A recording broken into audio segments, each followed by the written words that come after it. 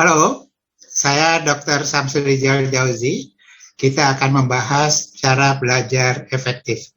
Sebenarnya pembahasan ini lebih ditujukan untuk mereka yang akan menjalani seleksi masuk Fakultas Kedokteran, tetapi juga bisa dipakai oleh siapapun yang ingin belajar efektif. Nah, pertama-tama bagi yang ingin ikut seleksi masuk Fakultas Kedokteran, kita memang sedang membutuhkan banyak dokter. Jadi perbandingan antara dokter dan penduduk di Indonesia masih rendah, karena itu perlu lebih banyak dokter. Anda mungkin salah seorang calon yang akan menjadi dokter yang profesional, berhati mulia, dan mencintai tanah air. Tetapi salah satu langkah pertama, Anda harus lulus dulu ujian seleksi masuk Fakultas Kedokteran.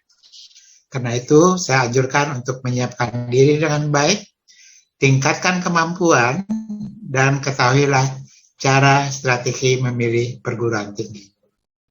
Nah, pertama kita siapkan dulu untuk belajar dengan baik. Persiapan itu mencakup rencana, buatlah rencana yang disertai dengan waktu, kemudian lihatlah bahan-bahan apa yang harus dipelajari. Apakah biologi, matematik, atau fisika, dan sebagainya. Nah, setelah itu semua, cobalah evaluasi diri dengan menyelesaikan soal-soal yang ada, semacam tryout, dan ketahuilah berapa angka Anda, berapa skor Anda. Tentu Anda ingin terus memperbaiki, menaikkan skor Anda, karena itu lakukan perbaikan, belajar lagi, ulang lagi bahan-bahan yang masih Anda ragukan. Berapa jam sih waktu belajar setiap hari? Kalau dalam keadaan biasa, di luar sekolah, 2-3 jam. Tetapi kalau menjelang ujian, kita perlu tingkatkan mungkin menjadi 2 kali lipat, 4-6 jam. Dan yang kita sebut masa belajar efektif itu adalah masa belajar yang tanpa gangguan. Artinya tidak sambil nonton TV, tidak sambil melihat-lihat handphone. Fokuslah selama 45 menit. Karena menurut para pakar pendidikan, kita hanya bisa konsentrasi 45 menit. Setelah 45 menit, istirahatlah 5-15 menit. Lakukan hal-hal yang tidak ada hubungannya dengan mata pelajaran yang kita pelajari. Boleh minum kopi, boleh minum teh, makan kue, boleh ngobrol-ngobrol, boleh dengarkan lagu, dan ini yang kita sebut dengan Pomodoro Method. Dan supaya efektif belajarnya itu, persiapkan alat tulis, entah kamus, entah kalkulator, dan lain-lain secara lengkap, sehingga tidak harus bolak-balik mencari peralatan yang diperlukan. Pilihlah ruangan yang nyaman dan lingkungan belajar yang tidak banyak gangguannya. Nah, mengenai rencana, tetapkan dulu kapan ujian. Misalnya ujian seleksi masuk itu bulan Mei, tanggal berapa? Berapa lama lagi? Berapa hari lagi? Buatlah rencana belajar hari demi hari. Dan setiap hari juga dibuat rencana belajar jam demi jam. Mata pelajaran apa yang akan dipelajari hari ini? Ada berapa mata pelajaran yang akan dipelajari? Buatlah ringkasan, kemudian setiap hari evaluasi berapa persen dari bahan yang dipelajari itu dapat dikuasai atau kira-kira dapat dikuasai. Jadi mata ajaran, lihat garis besarnya. Kalau perlu, lihat soal-soal terdahulu. Kalau ada soal-soal ujian seleksi masuk yang dahulu, lihat. Sebenarnya masalah apa saja yang sering dipersoalkan. Buat target belajar per hari, kalau bisa. Kalau misalnya ujian itu pertengahan Mei, 1 minggu, 10 hari sebelumnya sudah selesai dengan bahan-bahan, sehingga ada waktu untuk mengulang kembali. Nah, jangan lupa, biasanya mata ajaran itu ada yang kita suka, ada yang kita kurang suka. Nah, cobalah usahakan agar yang tidak suka ini bisa dipelajari dengan konsentrasi yang baik, mungkin dicampur-campur dengan bahan yang kita suka. Evaluasi diri, sejauh mana kita berhasil belajar, memahami suatu konsep. Untuk itu, ada seorang ahli fisika yang mendapat hadiah Nobel. Jadi kita tahu fisika yang mendapat hadiah Nobel adalah fisika yang sulit sebenarnya. Tetapi Feynman ini mengatakan, Anda akan memahami suatu konsep.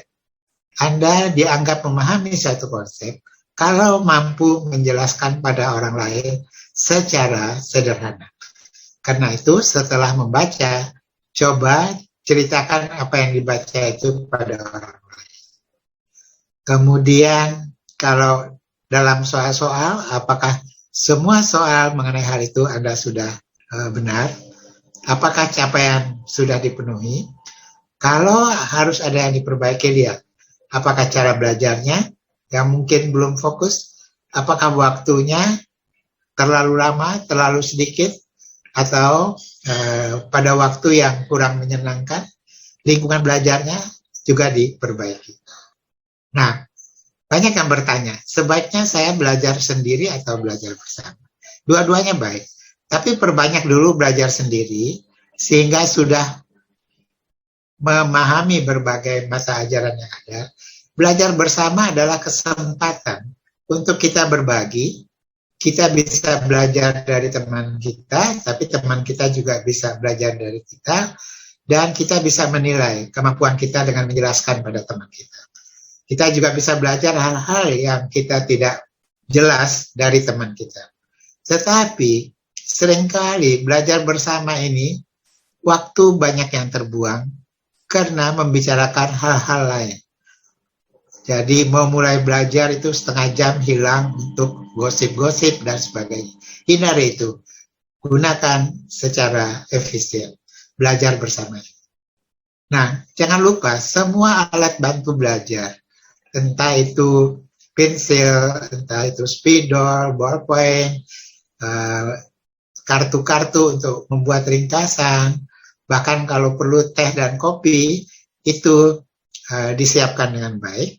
Setelah digunakan, dibereskan, sehingga pada waktu besoknya akan belajar lagi, tidak membuang waktu untuk mencari alat-alat bantu belajar. Nah, waktu istirahat. Setelah 45 menit konsentrasi penuh, yang kita sebut sebagai fokus, kita harus istirahat. Paling cepat 5 menit, boleh sampai 15 menit. Ini namanya diffuse. Jadi kalau yang tadi fokus, yang ini diffuse. Diffuse itu artinya perhatian kita sekarang berubah, tidak hanya pada mata ajaran, ke berbagai hal. Bahwa kita mau olahraga ringan boleh, kita mau nyanyi-nyanyi boleh, kita mau minum teh boleh, kita mau makan kue juga boleh. Berpindah dari fokus ke diffuse ini sesuatu yang penting. Karena seringkali pada waktu tidak fokus, timbul ide-ide baru yang meskipun kita sedang tidak memikirkan mata ajaran. Jadi inovasi-inovasi itu sering pada fase fokus atau fase diffuse. Nah, ini ada beberapa prinsip yang sebenarnya adalah pengulangan. Belajarlah teratur, jangan kebut satu malam. Belajar teratur 2-3 jam atau 4 jam diulang-ulang setiap hari. Kaitkan bahan pelajaran dengan kehidupan nyata, lalu jelaskan apa yang sudah dipelajari dengan cara sederhana. Pomodoro, 45 menit belajar fokus, 15 menit istirahat. Nah, ini ada satu hukum namanya Parkinson.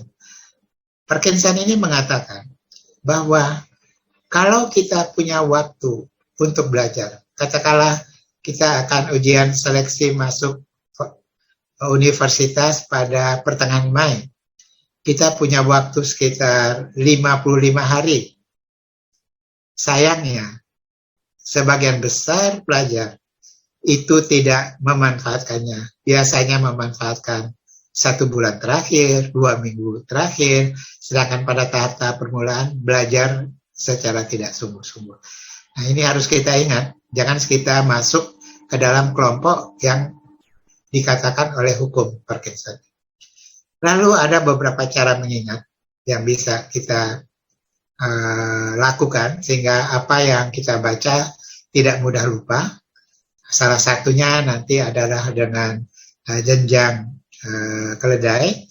Lalu jangan lupa juga bagaimana menyiapkan diri untuk ujian. Nah, seorang yang mempelajari katakanlah penyakit kencing manis, kalau ada keluarganya yang kencing manis, lalu dia akan mudah menangkap apa gejalanya, bagaimana mendiagnosisnya, apa obatnya, sebagainya, karena di keluarganya ada yang sakit kencing manis. Karena itulah hubungkan sesuatu yang sifatnya teoritis dengan kenyataan yang ada di sekitar Anda. Kemudian Anda juga kalau mungkin belajar membaca cepat. Membaca cepat ini pada intinya adalah membaca kata-kata kunci sehingga Anda bisa mengingat apa yang harus dibaca. Baca cepat ini penting sekali terutama untuk membaca ulang. Ini tadi Feynman teknik. Baca, pelajari, ceritakan konsep tersebut. Mungkin pada waktu menceritakan ada yang lupa, kembali lagi. Sampai Anda bisa menceritakan dengan baik dan mudah dimengerti orang lain. Ini tadi Pomodoro, 45 menit fokus, 15 menit kita bisa mengerjakan hal lain. Contohnya Anda sedang kuliah mengenai stunting, penting mengetahui gizi untuk mencegah stunting, salah satunya dengan konsumsi protein tinggi yang ada pada daun kelor. Tiba-tiba pada waktu istirahat, keluarga di desa mengabarkan kebun sekarang sedang tidak ada tanaman dan minta pendapat tanaman apa yang patut. Nah, disinilah keluar inovasi Anda pada waktu istirahat, karena dari bawah sadar Anda ada pohon kelor yang mengandung protein tinggi, maka Anda akan menyarankan itu. Ini tadi Parkinson Law, jangan sampai membuang-buang waktu, terutama pada masa-masa permulaan. Cara mengingat. Buatlah ringkasan dengan bahasa sendiri. Jangan mengulang lagi kata-kata atau kalimat yang Anda baca. Ringkasan dibuat bisa di kartu, bisa dibawa-bawa, bisa di HP. Lalu kalau Anda naik bus atau nunggu bus, atau sedang menunggu makanan di kantin, Anda bisa lihat kartu-kartu tersebut. Dan kalau perlu buat namanya jenjang keledai. Misalnya saja, warna-warna apa yang membentuk pelangi? Nah, ini saya pelajari waktu saya SMP dulu, udah puluhan tahun yang lalu. Saya membuat ringkasan namanya Mejiku Hibinu. Merah, jingga, kuning, hijau, biru, nila, ungu. Dan sampai sekarang saya tidak lupa warna-warna yang membentuk pelangi. Lalu Anda berdiskusi dengan teman untuk menjelaskan pada teman tentang suatu konsep, atau Anda mendengarkan dari teman Anda tentang satu konsep. Lalu cara mengingat lain adalah dengan mengerjakan soal-soal. Kita kadang-kadang merasa kita sudah paham, tapi begitu mengerjakan soal, kita lupa, kita ragu-ragu, atau kita tidak yakin. Karena itu kita kembali lagi, membaca kembali untuk menyelesaikan soal tersebut. Nah, keberhasilan belajar memang tentu ditentukan oleh kemampuan pelajar itu sendiri. Tapi jangan lupa, kesesuaian mata ajaran dan minat. Kalau Anda minatnya ke komputer, disuruh masuk fakultas kedokteran, tentu belajarnya tidak sungguh-sungguh. Lalu juga tentu cara mengajar pembimbing Anda, fasilitator Anda. Faktor guru itu tidak hanya pandai menjelaskan mata ajaran, guru yang baik juga mendorong agar kita belajar secara teratur, secara tekun dan efisien. Dan jangan lupa ciptakan lingkungan belajar yang nyaman. Kalau tadi tidak mungkin di rumah, cari tempat lain. Dan selalu bayangkan cita-cita Anda. Nah, sering tantangan terjadi, minat yang kurang. Waktu belajar yang kurang, sudah terdesak. 2 minggu lagi sudah mau ujian seleksi. Bahan begitu banyak. Tidak menguasai cara belajar efektif, sehingga habis waktu tetapi yang dikuasai sedikit. Banyak pekerja lain, ini terutama remaja putri, mungkin harus memasak, harus mencuci, dan sebagainya di rumah. Tidak berminat pada bahan yang dipelajari, lingkungan dan suasana belajar yang tidak mendukung. Misalnya di rumah orang tua sedang sakit keras. Nah, inilah evaluasi diri sekali lagi, kerjakan soal-soal, hitung berapa skor Anda, pelajari kelemahan dan perkuat.